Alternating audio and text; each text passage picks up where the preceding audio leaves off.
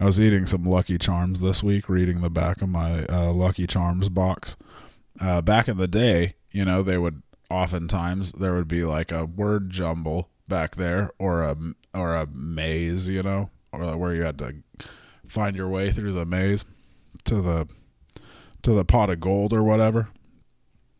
But no such thing now. I've noticed that nowadays, it never changes. The back of the Lucky Charms box is just a list of powers that Lucky the Leprechaun has. And it is a lot. It's a lot of powers. He's getting too powerful, even, I might say, I mean, because he was always magic, even when I was a kid. Like, he always was a leprechaun. He was always somewhat magical. He could, disappear with his Lucky Charms and so forth. He was working with a little bit of magic, but now it's crazy. He can manipulate time. He can bring objects to life. He can do all that. It's just a list of powers he has on the back of the box, and that would be fine, except for it kind of ruins the whole dynamic between the kids and Lucky. He doesn't really have to worry about, he's all powerful. If he's just an all powerful god of a leprechaun, he doesn't have to worry about the kids trying to steal his Lucky Charms. He could just smite them, He could just strike them down with, disease or whatever, famine, whatever, an all-powerful god does. I'm not saying Lucky the Leprechaun would do that, but we're getting to the point that he could. The cereal box makes that abundantly clear. But anyway, boom, boom, boom, how, welcome to the Oddball History Podcast, episode 103, Jester, hardly even know her. Got digging through the past, crazy tales they uncover fast. Jester, stranger than you think. They'll also talk about wieners in a blink. They'll talk about wieners in a blink. Oddball History.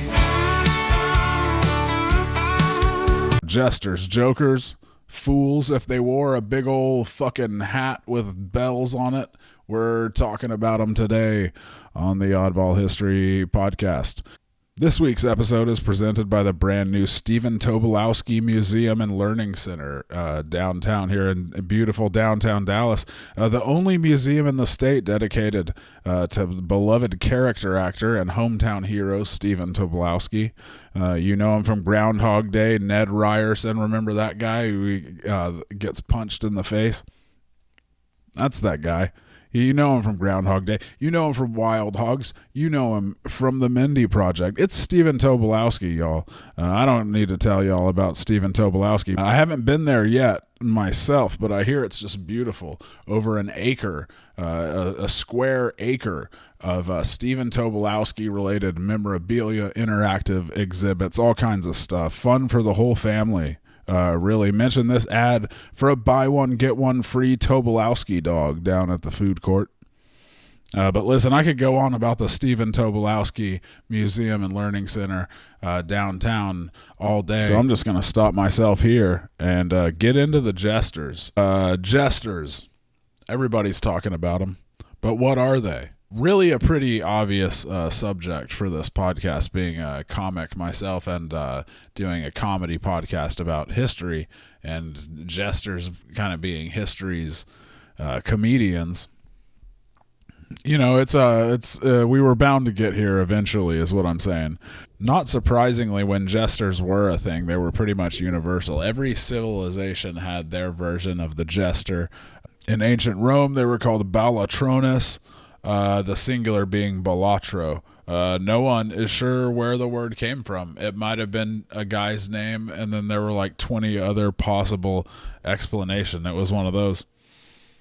The real golden age of jestering was medieval and Renaissance Europe, so that's mostly where we are today, and mostly we're in England, really. But the ones we know the most about, I feel, at least that I came across, were English. But in pretty much all the royal courts in Europe through the Middle Ages through the Renaissance, the jesters were commonplace. They kind of fell out of fashion in the 1700s, but mostly jesters are there to entertain monarchs and noblemen, of course, but they're certainly not limited to that. They're occasionally used in warfare as a psychological tool. They would send the jester out to lead the army into battle.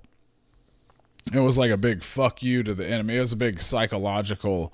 They were like, we're not even taking this shit seriously. Get a load of that. We're sending our most hilarious man out front. That's how much we respect your military prowess. You filthy sons of whores. Or whatever they were saying out there. They used salty language, I would imagine, is my point.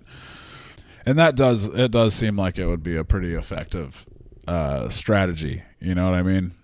Like if you're leading you're all fired up for the battle, you're like a general, you know, and you look out across the battlefield and the other side is being led by a well-known comedian. That would definitely fuck you up, you know? You're all fired up, ready to stare death in the face, ready to answer the call of destiny. And you look out across the battlefield and you're like, is that fucking Rob Schneider? Is Rob Schneider in character as the making copies guy from SNL leading them into battle right now? Oh my God. Oh, we're so fucked. Is that Chris Kattan? Is that Chris Kattan dressed up as Mr. Peepers? Oh my God. Oh, we're so fucked. I know I shouldn't say that as a general in front of everybody, but just based on how jokey they're being about everything. Oh my God, we're so fucked. We're doomed. You're dying on the battlefield and you look up and the last thing you see, you're like, is that fucking Jay Leno? And then Jay Leno slaughters you with a battle axe. Oh my God, is the cavalry being led by fucking Tyler Perry in character as Medea? Also, sometimes jesters would become like valued advisors. They would parlay because there's jester's privilege, where the jester can essentially talk shit to the king or queen or whoever, free of getting their head chopped off because of jester's privilege. And some of them would use this and become very highly regarded, very trusted advisors to the royals that they serve. Like in the case of that's like Stanchik, who we'll meet a little later, the Polish jester, kind of a Polish gentleman jester, Stanchik, who becomes a national hero, really. But mostly, of course, they're there for the laughs. They're there to be hilarious. And of course, that can get kind of dark. Sometimes, the laughter, I don't think the laughter is coming from a nice place. There's a lot of jesters are what they called natural fools. It was a contemporary term, basically just meaning that they were born with some intellectual disability of some sort. And this would include like Nicola, who was Mary Queen of Scots' favorite jester. And she is they don't know what she did as a jester, but they're pretty sure like Mary Queen of Scots just liked to gab with her. She liked to dish and to spill tea. She liked to kiki with Nicola. Also kind of funny, in that story, there were apparently like 50 people in Mary Queen of Scots' court at that time, either named Nicola or Nicholas. So everyone was just confused as fuck all the time in the household, with all these Nicolas and Nicholases roaming around. But that's the standard method of becoming a jester. You're just born different in some way, and then just by virtue of the prevailing awfulness of the world around you, you are a jester for the rest of your life. That's just your lot in life. That's what happened, certainly in the case of our first jester, Geoffrey Hudson, Lord Minimus, the smallest man in Britain. Shout out to my good pal Chris Darden, hilarious comic. One of the funniest people I think I've ever met. Super funny guy. He sent me this book in the mail years ago, Lord Minimus, The Extraordinary Life of Britain's Smallest Man by Nick Page. And I read at least part of it at the time. Then I forgot all about it, and then I remembered it when I was getting ready for this episode. But it's a fantastic book. Can't recommend it highly enough. It's where I've gotten basically everything I have about Geoffrey Hudson, Lord Minimus, in this episode. Geoffrey Hudson is born in Oakham, Rutland, which I'm told is in the East Midlands of England, somewhere out there. He's born on June 14th, 1619. And it is just a cartoonishly bleak and sad world that Geoffrey Hudson is born into. Just unbelievably cruel at every turn. His father's job was he was a butcher / bull keeper. He kept the baiting bulls for George Villiers, the Duke of Buckingham. Bull baiting was the most popular sport in England at the time, and given the times, it was, as you can imagine, it was awful. It involved tying a bull's horn. You would tie a rope around the base of a bull's horn, tie it to a stake. You give them about 30 feet to roam, and then they would set dogs on the bull, and the dogs would attack the bull, and the bull would try to flip the dogs up in the air, and they had guys that would try to run under the dogs to break the dog's fall.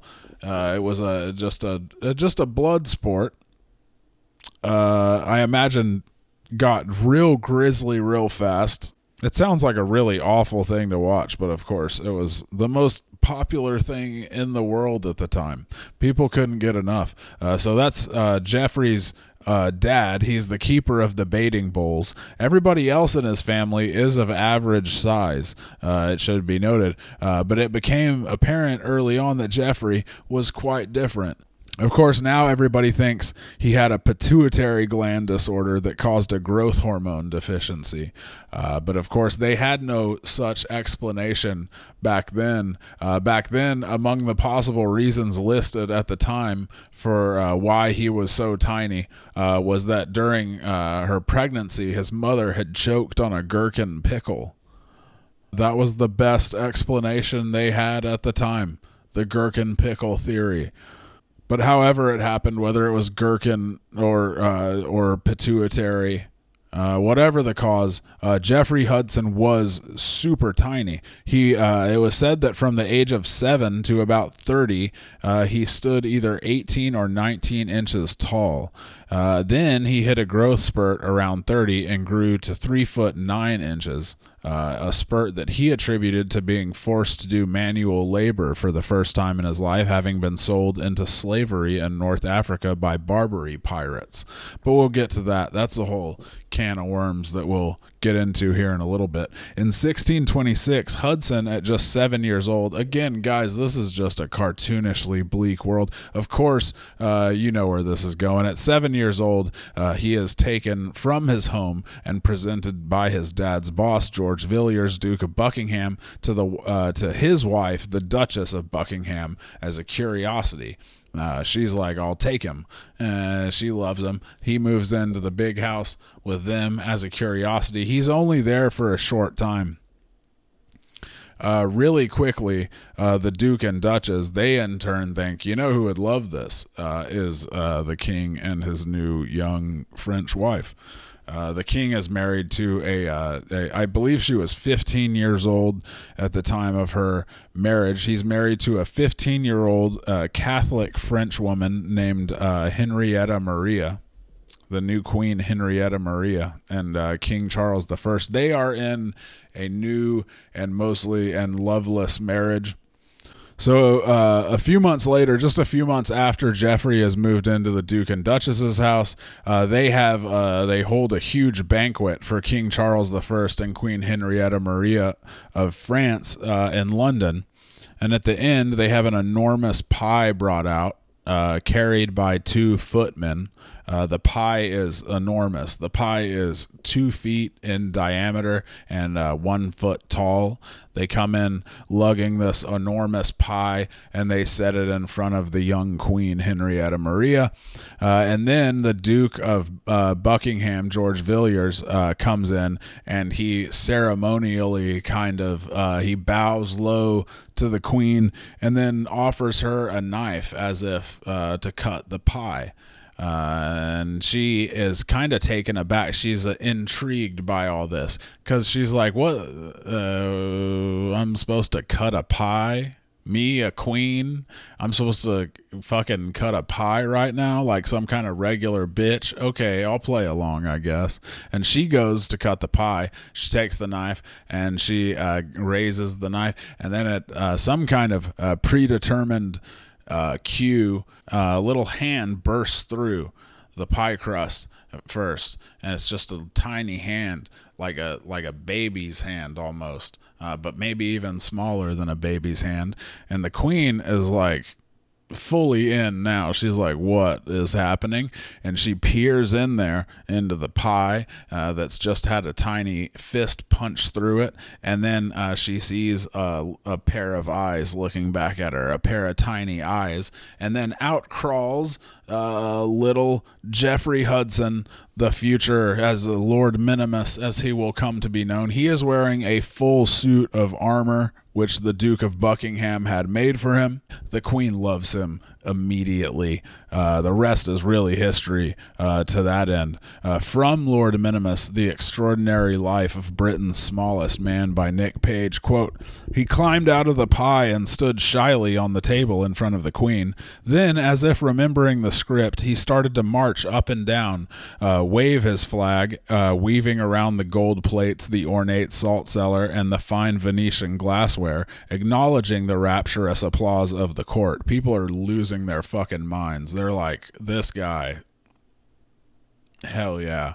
This little knight guy that just came out of a pie. This is the best goddamn dinner party I've ever been to. I'm just gonna say it right now. This is I've just never seen a little knight come out of a pie before. I'm sorry if that makes me sound like a rube, I've never seen a knight come out of a pie, but I haven't, and it was amazing. It was everything I would have thought it could be, watching that little knight come out of that pie. Then, as the applause died away, he stood in front of the Queen and bowed low. The Queen gazed at the little boy adoringly. Only 15, alone in a foreign country and trapped in an apparently loveless marriage, she has surrounded herself with pets, monkeys, dogs, and birds in cages. Now here was the ultimate present, a little man to call her own. He's a hit. She loves him. They believe that dinner had happened in November. By the end of the year, Hudson had moved in to the Denmark House in London where the Queen lived. And then for the next 18 years, Hudson was her constant companion. But he went where the Queen went. He became the Queen's dwarf, everyone called him. He was a big-time fixture in court, a favorite. As Paige kind of alluded to in that passage from the book, the Queen, Henrietta Maria, she loved her curiosities and her pets.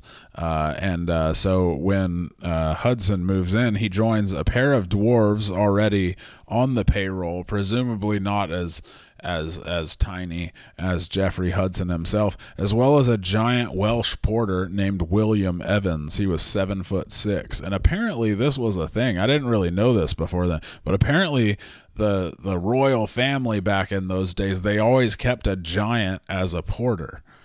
So this guy, William Evans, he was 7'6", and he had taken over for a 7'4" guy named Walter Persons. But they like to keep a giant around. I think for obvious reasons. There would be a million uses for a giant porter, I think. And then rounding out the crew, she also had a monkey called Pug that would hang out with all of them. Hudson would do a bit with Evans eventually, where Evans would pull a loaf of bread out of one of his coat pockets, and then he would pull Jeffrey Hudson out of the other coat pocket. Jeffrey Hudson would be wearing a little suit with a cape that was made just for this very occasion. They loved making little suits for Lord Minimus, Jeffrey Hudson. So he would pull him out, and then he would act like he was making a sandwich out of him. And that was the bit. People loved it, apparently. And how could you not, really? It sounds like a real crowd pleaser to me. And early on, that was most of Hudson's material. I mean, he was also a child, through when he first moved in with the Queen.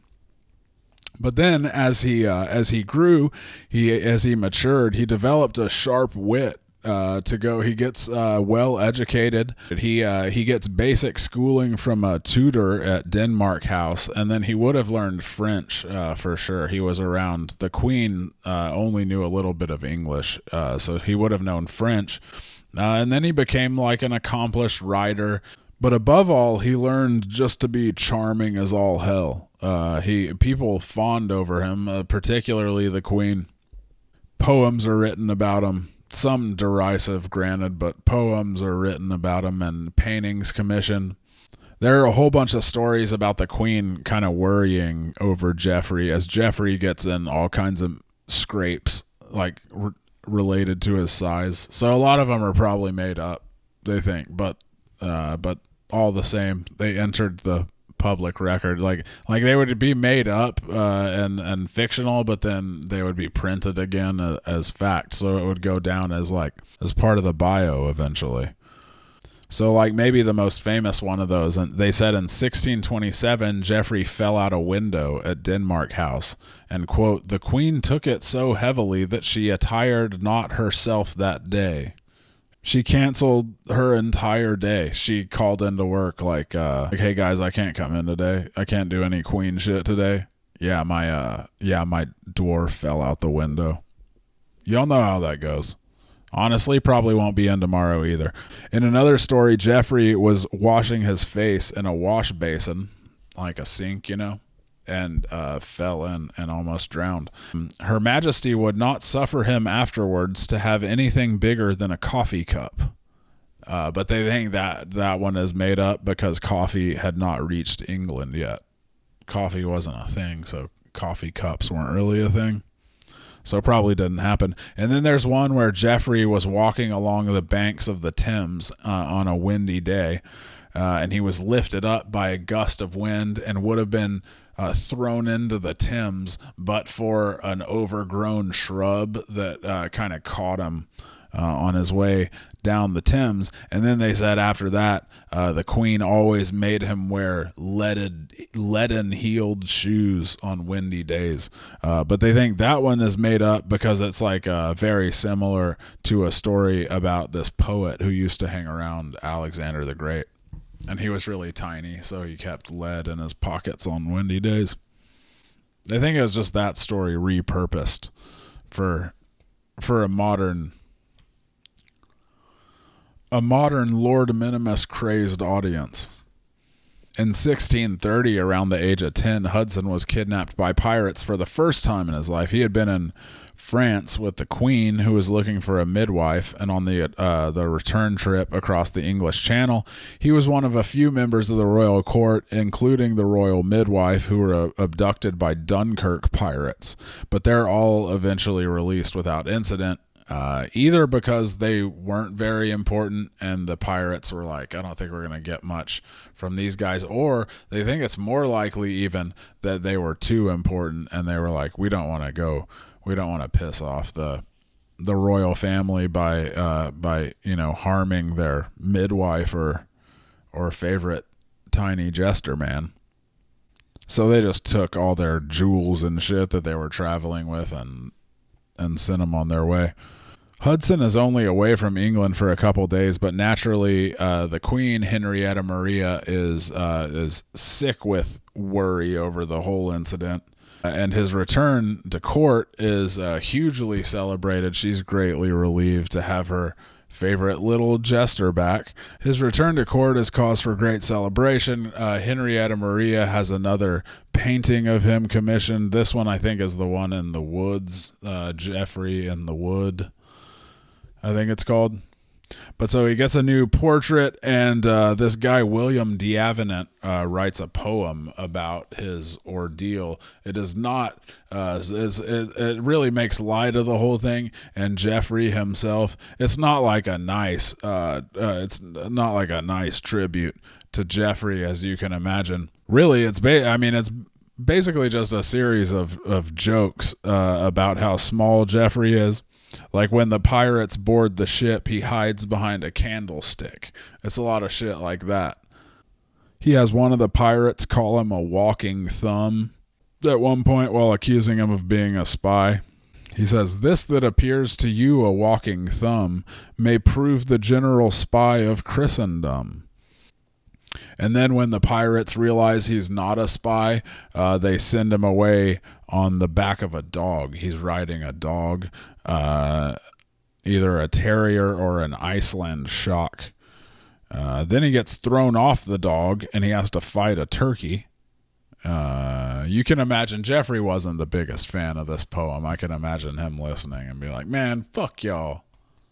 William D'Avenant's an interesting fella too. He apparently was the godson of Shakespeare. Apparently he was the godson of Shakespeare, but then he liked to tell people, he was like, actually my mom was banging him. It's my dad. Shakespeare's boy. What's up?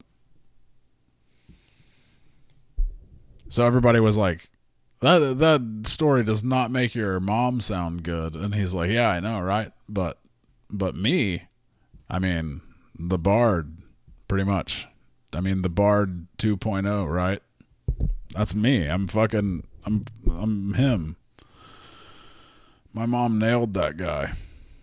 1642, civil war breaks out between the royalists and parliamentarians. I don't have to tell you all about the royalists and parliamentarians and their big civil war coming up. Hudson goes with Henrietta Maria to try to drum up support in the Netherlands, and it's a terrible trip. They get caught in a bad storm on the way, and then they strike out. They do raise some funds, but it's all through selling their own shit, and they're getting kind of gouged. They're not getting the same prices back that they paid for all this shit. It's really demoralizing in that way, and they can't sell the crown jewels because the parliament has declared them stolen, and the Dutch aren't. They're like, look, we're not fucking with that shit. We're not opening that can of worms. And then on top of that, they just made no secret of the fact that like William of Orange, he did all the basic courtesies of a royal greeting another royal, but he made no secret of the fact he did not want the cost or the political complications of having Henrietta Maria in his country. And Henrietta Maria feels kind of the same. She hates it too. Nobody's happy. So once the queen raises enough to buy some guns and cannons, the whole gang goes back to England, Hudson and the rest. And then the return trip is a fucking nightmare.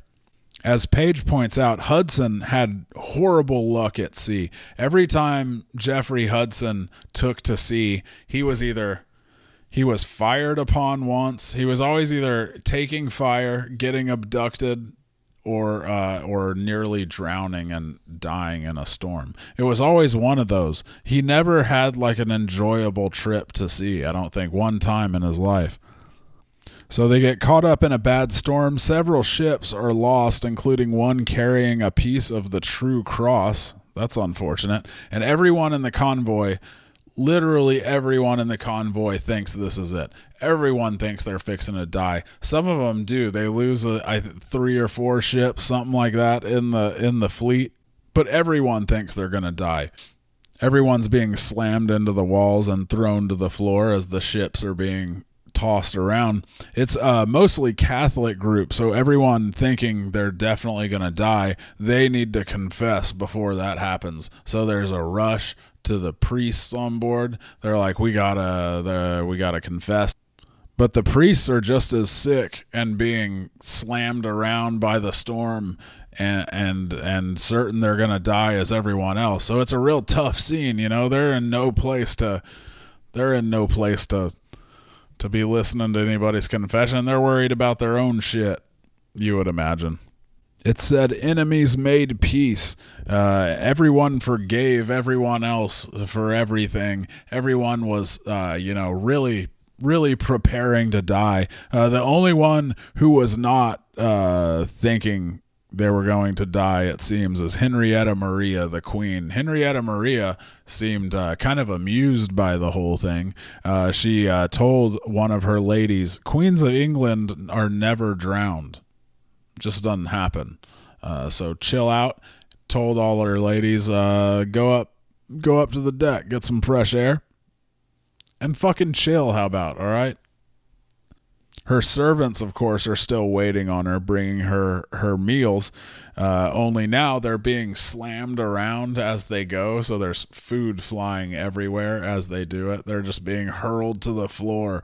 Fucking mashed potatoes on the wall. I don't know if they had mashed potatoes back then. Probably not, but if they did, they were on the fucking wall.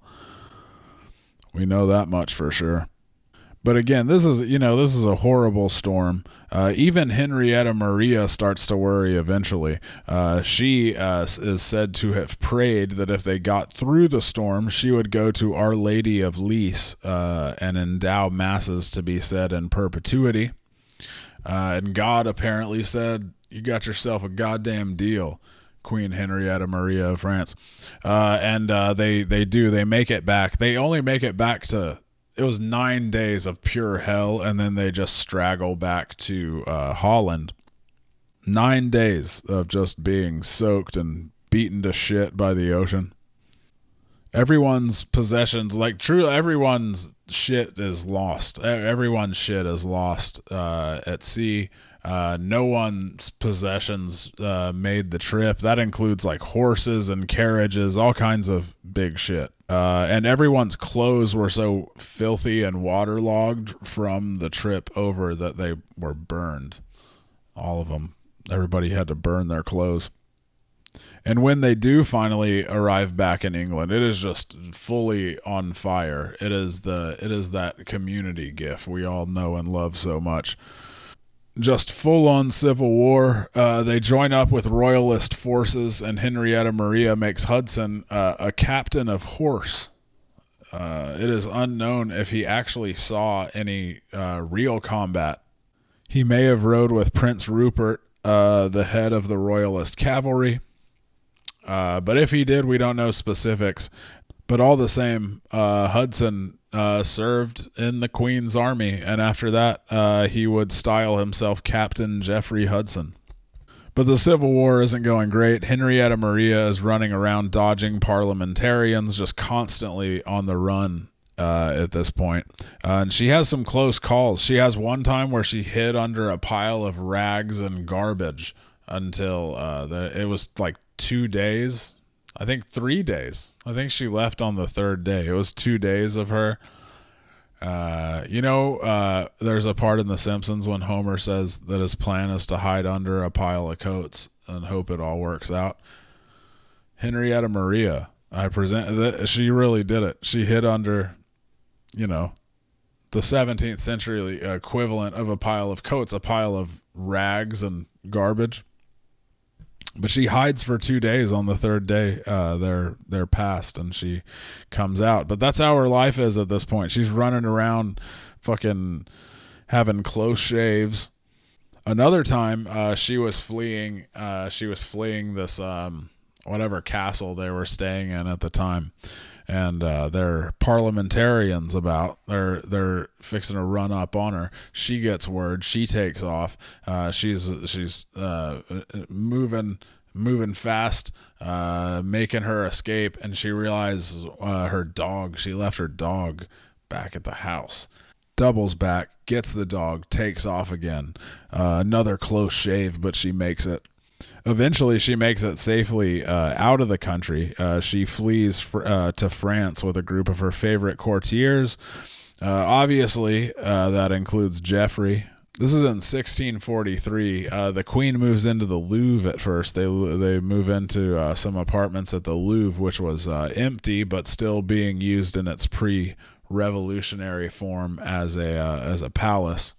Stays there for a while before moving on to Nevers, where she kind of reassembles her royal court.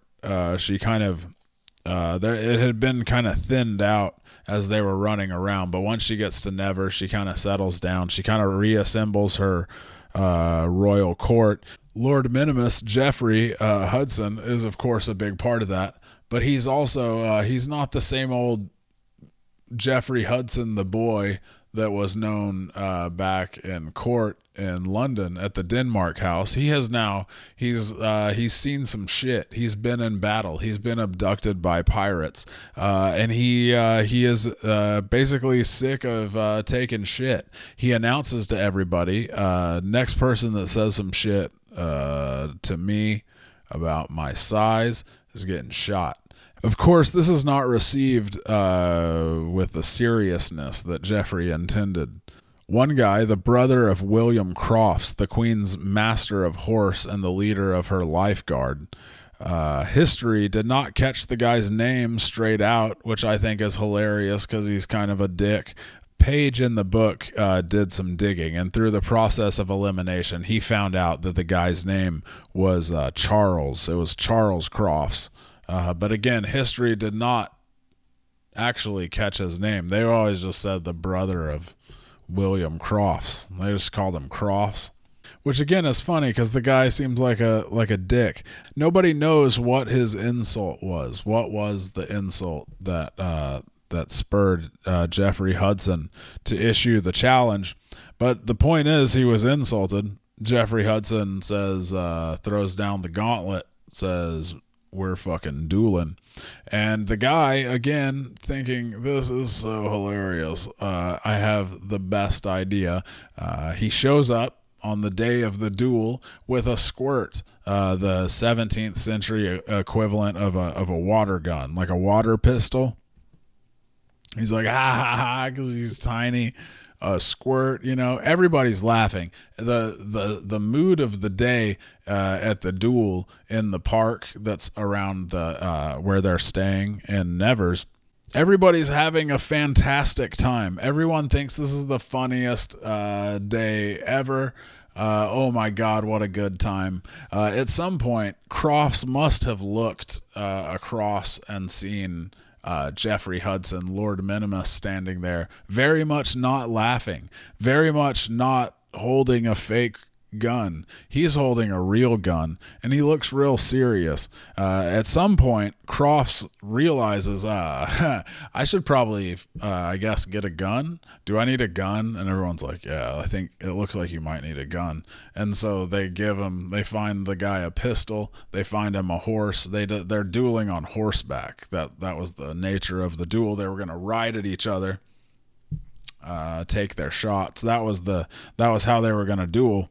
You wonder at what point Crofts was like, oh no, I might have fucked up. Because even after they find Crofts the gun, they find him the horse, it becomes clear this duel is very much happening. They're for real gonna shoot at each other with guns here in a minute. Even then, the mood was no less jokey, apparently. Apparently everyone was still assuming they were gonna ride, they were gonna fire their shots, nobody was gonna hit anybody.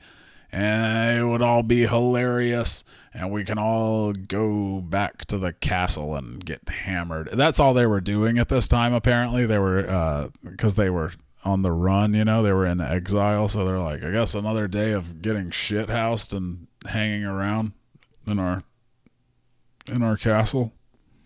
That was the order of the day for these guys. But the mood is still very light, like I say. Everyone is still is thinking this is the funniest thing that's ever happened. This is the best day of our exile yet. A man with a handkerchief, or maybe a lady, I don't know who it was, dropped the handkerchief. That was the sign for the duel to start. And again, Lord Minimus, Geoffrey Hudson, he is an accomplished horseman. He knows how to shoot a gun. I think you know where I'm going with this. They ride at each other. Lord Minimus, as you can imagine, once the duel starts, the riding the horses, he is at a huge advantage here. Crofts can barely see him over the horse's head. Hudson, of course, has no problem seeing Crofts, and he pops him in the head as he passes by, kills him instantly. It's a moment of maybe some poetic justice, but it's very bad for Hudson that he did this. It is not. France was like where they're staying now. France was the capital of the dueling world. They were dueling so much. There were bodies on the streets. Anti-dueling measures, like every couple years, they would pass they would be like, but for real this time, guys, for real, y'all gotta cool it with the dueling. They would enforce the new laws for a little bit, but then they would relax, and then it would all happen over again the next year. They'd be like, no, but for real this time. For real, I know I said last time, but for real this time, dueling is right out. So dueling has been outlawed in the country. They're very hypersensitive about being good guests. They realize that it's like kind of they have to be extra nice to their host. You know, they realize that they're doing them a favor by letting them crash. And so they're like, please don't get mad at us for having a duel, you guys. The Queen actually writes to I forget who it was, some French official, and was basically like, hey, is it cool? I know you guys are not big on dueling, but since this guy killed a guy and they're both members of my court, do you think I could just handle that in house? Would that work with you guys? And okay, they didn't care. Geoffrey is initially sentenced to death, but then Henrietta Maria intervenes and saves his life, but then expels him from court. They think, at least in the book, they were saying probably she did that in order to save his life. Croft's a powerful man, so there would have likely been a target on Geoffrey Hudson's back in court. So she sends him away, ending their 18 years together. But so he's expelled from court and sent back to England in 1644 when he was 25 years old. Within a few months of being expelled from court, Hudson is on a ship that is boarded by Turkish corsairs, Barbary pirates. The second and much worse pirate abduction of Geoffrey Hudson's life. These Turks, these Barbary pirates, they made the Dunkirk pirates look like a bunch of fucking rank amateurs, a bunch of pirate slapdicks. They're so good at piracy. And so they board the ship. Hudson ends up enslaved in North Africa for the next 25 years or so. Nobody knows exactly where he was or how he was freed. We only know that he was gone from the public record, and then one day he was back. We also know he grew 18 inches during this time, which he believed was a direct result of the hard labor and beatings he'd received over all those years in North Africa. And then we know he resurfaced in England in 1669, right around the time the always sickly now Queen Mother Henrietta Maria died in France. The Barbary pirates, they were holy terrors in the English Channel. I think I read there were 60 pirate ships operating in the English Channel at this time. But anyway, the Barbary pirates are kidnapping and selling so many Englishmen into slavery that guys eventually just start. Englishmen would do missions to North Africa, specifically to ransom English people who had been sold into slavery. So it's one of these that brings Geoffrey back to Europe. Then for 7 or 8 years, he hung out in his hometown of Oakham. He lived with his brother Samuel, at least for a while. And there isn't much about their relationship, but we know they were close because of the living together, as well as at one point Samuel had a kid and he named it Geoffrey, rather than the custom dictated that he would name it after their father. I think his name was John. But so Geoffrey's living with Samuel and Oakham in Rutland, hanging out at the pub, telling stories. Guy ends up writing a book largely based on these stories, and this is the main source that we have for Geoffrey's life. But in 1676, Samuel dies. Geoffrey returns to London, perhaps to seek a pension from the royal court, and his famously terrible luck, I'm sorry to say, strikes once more. He comes back to London at a time of wild anti-Catholic sentiment. Something like 30,000 Catholics, pretty much all the Catholics that could flee London did. And this was before Parliament had asked King Charles II to expel all the Catholics within a radius of 20 miles around London. All those who stay for whatever reason are rounded up by mobs and at best thrown into prison. Geoffrey is unfortunately one of those. It's a wild time in London. One Catholic guy, they arrested him and threw him in prison for keeping a store of gunpowder. They were like, "We got you, you son of a bitch. What's all this gunpowder for? For one of your fucking plots?" And the guy was like, I'm the fireworks guy. I make all the king's fireworks for all his firework needs. I'm the royal fireworkist." And they're like, "Too fucking late, Catholic boy. Tell it to your pope." And they lock him up. That was a true story. They really did. They locked up the royal fireworks guy for having gunpowder. He is thrown in prison in the gatehouse. Sounded, I'll be honest, not nice. It sounded like not a pleasant time. A real hell on earth kind of a place, Google ratings in the dirt. But this is what Geoffrey's walking back into when he comes back to London to try to get royal a little bit of money from the royal court. And of course, he's still a very famous man. And in addition to being famous, maybe one of the most immediately identifiable people in the English-speaking world. This tiny man. I mean, he's a little bigger than people remember. He's 3'9" now. But still, I mean, it seems like he would be hard to miss. Everyone also knows he is a Roman Catholic. He's associated with Roman Catholics, like the former queen. So he comes back. He's like, "What's up, everybody? It's me. It's y'all's favorite Roman Catholic tiny jester man, Geoffrey Hudson, Lord Minimus. What's up? How y'all feeling?" And a bloodthirsty anti-Catholic mob has formed around him. But yeah, so he gets thrown in prison. He gets thrown into the gatehouse with that poor fireworkist, just for being a Roman Catholic, really. He isn't released until 1680 and dies either in 1681 or 1682 and was buried in an unmarked pauper's grave. The last record of the man they called Lord Minimus was a payment from Charles II in 1681. And that's the story of Lord Minimus, my man, an all-time great, one of my new favorite guys, maybe just the best of all time. I mean, I don't know.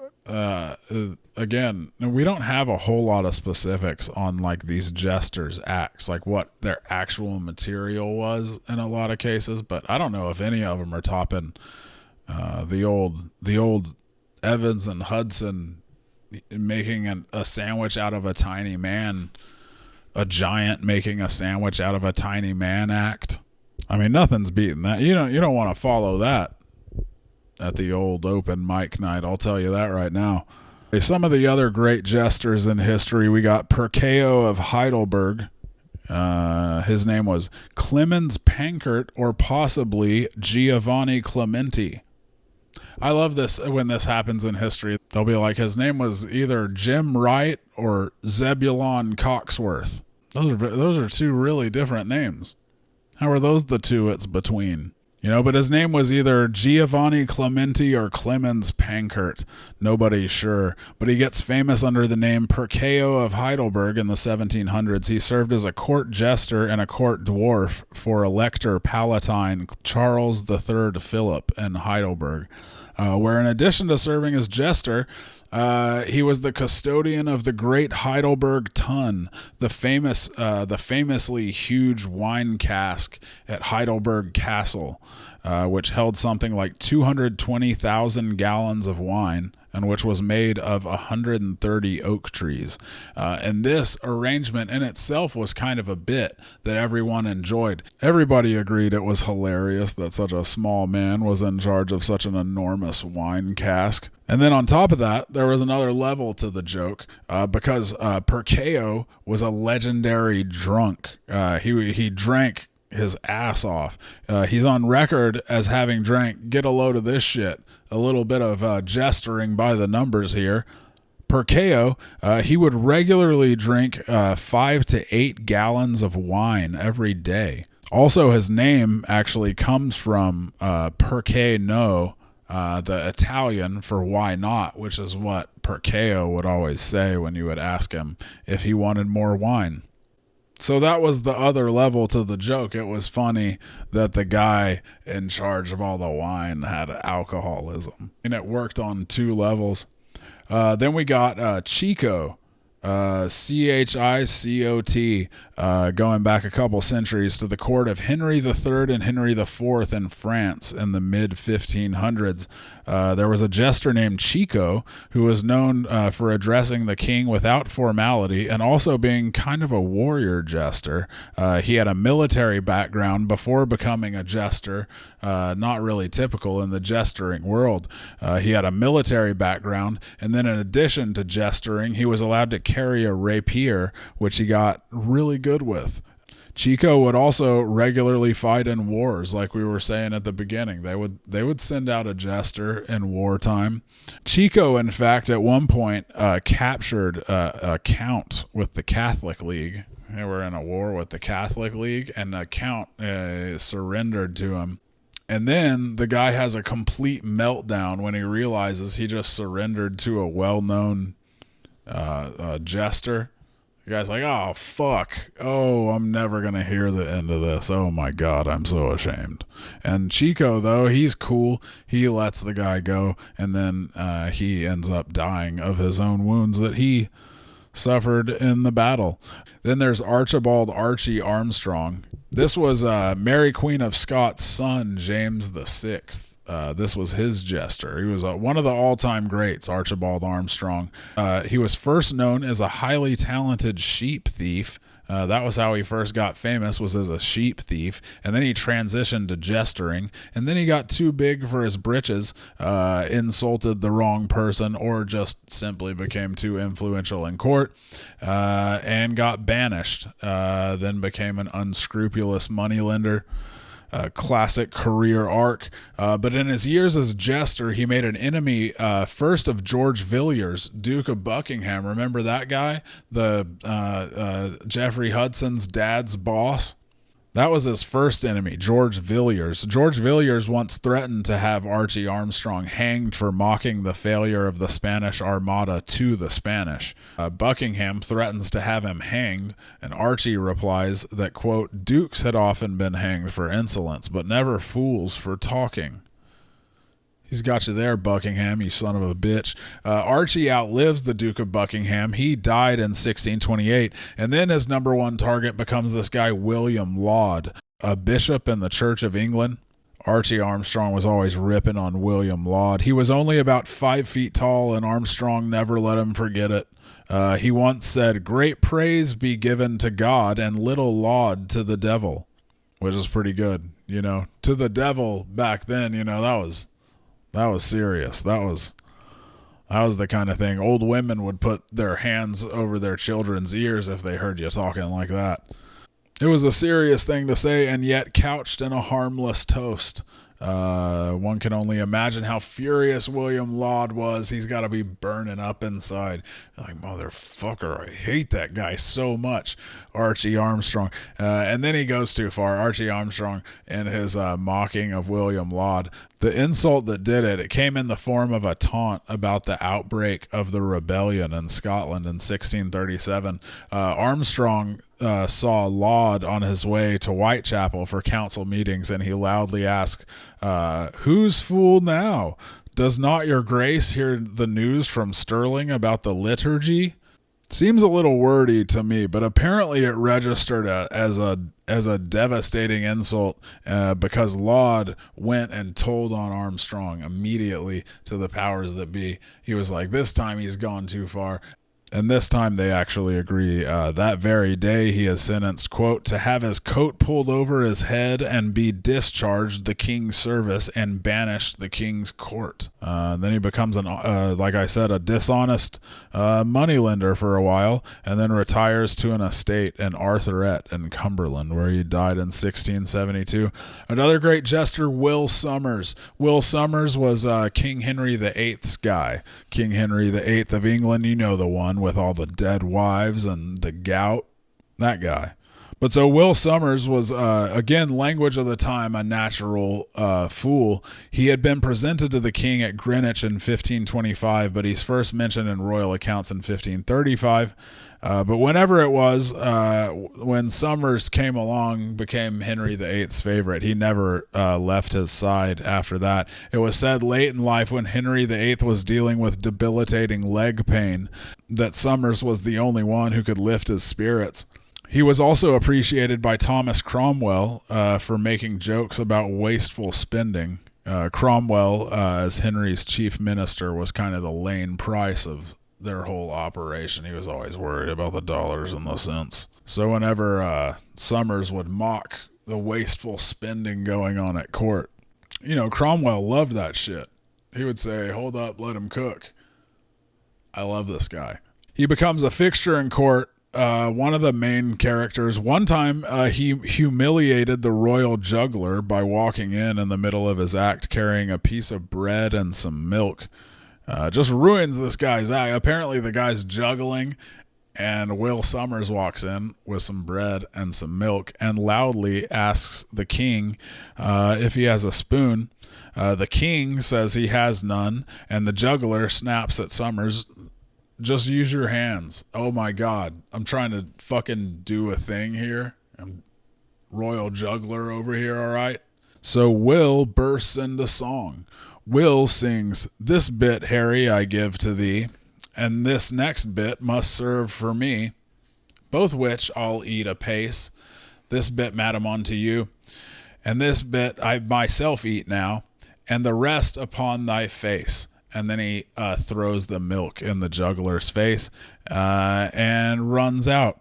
Thomas was never seen at court again. He was humiliated so thoroughly by the milk routine that he never showed his face at court again.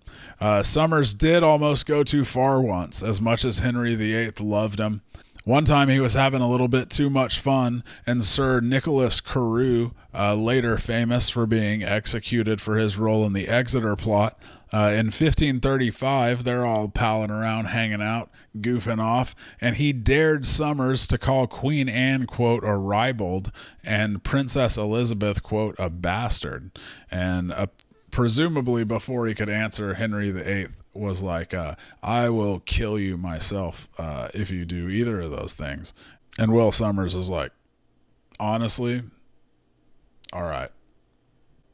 Mostly, though, Sommers is loved by everyone, so much so that he remained at court after Henry VIII's death through Mary I's reign, when he mostly became a sidekick to Mary's favorite jester, Jane the Fool, and up to Elizabeth I's reign. Actually, the last public appearance he made as a jester was Elizabeth's coronation, after which he retired.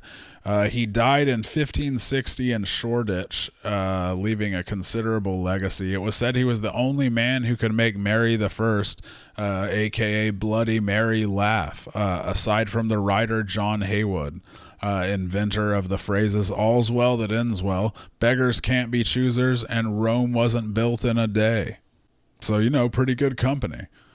Then there's Stanchik, mentioned Stanchik in the opening, the most famous Polish jester of all time. He served through 3 kings, from Alexander through Sigismund the Old and then Sigismund Augustus. If you've ever seen the painting, the famous Jester painting of the jester all in red looking serious, that is Stanchik, although it's not Stanchik's actual face. The painter gave Stanchik his own face, but it's Stanchik. Everyone understands it to be Stanchik. You know the one I'm talking about. I'll put it on the screen. Maybe the original sad clown character. He was renowned for his wit and thought to have been a nobleman before getting into the jester business, which of course is pretty unusual. In 1527, he was present when Sigismund the Old had a massive bear brought from Lithuania and released in a forest outside Krakow so he could hunt it. The bear then attacked the royal entourage, scared the shit out of everybody. Everybody thought they were going to die. The queen falls off her horse, has a miscarriage. It's a whole fucking disaster. I don't know if the guy eventually got to shoot the bear he so wanted to shoot. But in any case, it was a huge disaster, and not just for Stanchik. You would think this would be a story that the king wouldn't want to bring up, but he brought it up to Stanchik, making fun of how he was scared by the bear almost killing him and everyone else present. And Stanchik responds, quote, "A greater fool lets out a bear that was already in a cage," which was taken to mean it was a shot at Sigismund's inability to capitalize on military victories over both Prussia and Russia. But a sick burn. I mean, you didn't want to play the dozens with Stanchik, not if you were fucking up as King of Poland at the time. Another time, Stanchik got roughed up and his clothes torn off by a bunch of young street toughs in Krakow, and the king was making fun of him for being stripped by a bunch of kids, and Stanchik says something to the effect of, "Bitch, at least I didn't get stripped of Smolensk," which was a killer line because the king had in fact lost Smolensk in the war to the Russians. It was a real sore spot, and Stanchik knew that. Stanchik also did a bit once where he made a bet with the king over what was the most common profession in the kingdom. He said, "I'll bet you it's doctor," and the king was like, "I don't think, there's not that many doctors." And he was like, "Watch this shit," and he wrapped a scarf around his head and walked around like he had a toothache, and then everyone offered their medical advice to him. They were like, "Oh, they all had a different cure for a toothache." So he's looking at the king like, right? Because they're not doctors, but it's like they are because they're trying to help me. Fucking idiots. But apparently people loved it. People were like, "Oh man, classic Stanchik." Stanchik was forgotten soon after his death, but then rediscovered in the 19th century, painted a bunch of times, like I mentioned, and he has since become kind of like a national folk hero and national symbol in Poland. And then, of course, no discussion of great court jesters in history would be complete without a mention of Roland the Farter. Really the original, a medieval flatulist who became fabulously wealthy from his beloved jumping whistle fart routine. That's right, a jump, a whistle, and a fart performed all at the same time, and it drove the people crazy, apparently, in the Middle Ages. He was a jester for King Henry II, and each year he was obliged. They had a contract and everything. They had a contract drawn up that said every year on Christmas Day, he was obliged to perform saltum, siffletum, pedum, or a jump, a whistle, and a fart. On Christmas Day, it says in the contract, on the Lord's birthday. That was his job. His job was on Christmas Day. He did a jumping fart whistle, and he was a superstar. The king loved his farting ass so much he was supposedly awarded a house on 99 acres in Suffolk. Anyway, that'll do it for episode 103. Jester, hardly even know her. Also known as Jesters. or 8 Rules for Dating My Teenage Jester. Thanks for hanging out with me. I appreciate y'all. Been watching a lot of baseball. But sometimes I feel like I miss the kind of ambling, never-ending kind of pace of pre-pitch clock baseball. And specifically, I miss, like, when you would turn on a game back before the pitch clock, back when these games were running 4 or 5 hours long, you would turn on that game in the middle of the game. There was no telling what the announcers might be talking about. There was no telling what you might learn that day, you know, just from watching. I remember I one time I was watching a Rangers game, a Texas Rangers game. It was a day game. I flipped it on and I listened to the Texas Rangers announce team talk about olives for like 9 to 12 minutes probably. They ran down the whole list of olives. It must have been a very long inning. They ran down the whole list of olives. They were like, black ones. Oh yeah, I like black ones. Oh sure, yeah. Well, I don't like black. Well, I like green ones though, you know. They covered all their bases olive wise. And at a point I was like, God damn, I feel like they've been talking about olives for a really long time now. And right about that time that I'm having that thought, like, God damn, these guys have been talking about olives for what seems like forever. Right about that time, they stopped talking about olives. They got really quiet. That was the other. It would get really quiet. Pre-pitch clock baseball, there would just be stretches of dead air during games. You can't fill all that time. It gets really quiet. And then Tom Grieve, legendary Texas Rangers announcer, goes, "Did you ever have a Kalamata olive?" Oh, the Kalamata olive. I tell you, Kalamata olive with a little bit of Greek food, boy. I was like, what the fuck is going on here? Have I lost my mind? Did I die at some point between the 3rd and the 4th inning? And now this is the afterlife. It's just me, Tom Grieve, and I don't remember who his partner was at the time, but just us talking olives for all of eternity. Years after that, I did have a Kalamata olive, and you know what? Tom Grieve was exactly right. They were incredible. Definitely the best olive. I don't really like olives like that either, but anyway, that'll do it for the Oddball History Podcast, episode 103. Jester, hardly even know her. Thank y'all for hanging out with me. Until next time, au revoir. Got digging through the past. Crazy tales they uncover fast. Jester, stranger than you think. They'll also talk about wieners in a blink. They'll talk about wieners in a blink. Oddball history.